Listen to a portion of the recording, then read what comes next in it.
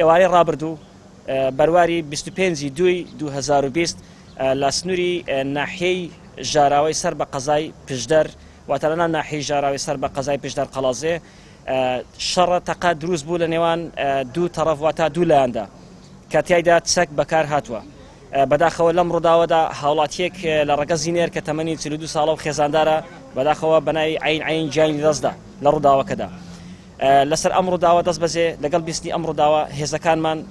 هێزی بەڕێوەبەرایەتی پۆلیس ڕاپەڕین کە پێک هاتبوو لە بەشی پۆلیسی پشدەر وەروە بنکەی پۆلیسی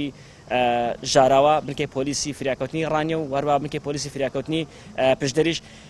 گەشتە شوێنی ڕووداوەکە بە هاوکاری لەگەڵ هێزەکانی ئاسایشی قەڵازێ کە سەر بە ئاسایشی ڕاپەڕینی گەشتە شوێنی ڕووداوەکە دەست بەجێ ڕووداوەکە کۆنتڕۆڵ کرا ڕێکاری یاسایی گیرا بەر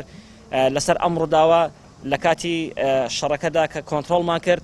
لەسەر ئەم ڕووداوە 5 کەس دەستگیر کرا. ئەم 5 کەسە بەپێی مادەی 406 لە یاسای سادانی عراقی بە بڕیاری دادوەر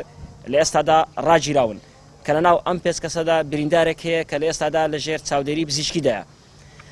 بۆ مەبەستەش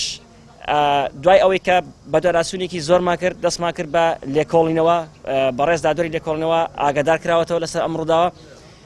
لەگەڵمان لەسەر خەت بووە. دوای لێکۆڵنەوەی ورد بۆمان دەرکەوت کە ئەم شەڕە لە نێوان ئەم دوو تەڕەفەداوەتە ئەم دوو لایەنەدا لەسەر ئەوە بووە کە ڕۆژێک پێشتر لە کاتی گرتنی لە کاتی سەرگرتن بۆ تێکردنی بنزین بۆ ئۆتۆمبیلەکانیان دەمەقاڵەنیاندا دروست بووە بەڵام پەنیان نەبرتەوە بەردەمی دادگا. دواتر ئەم شەڕە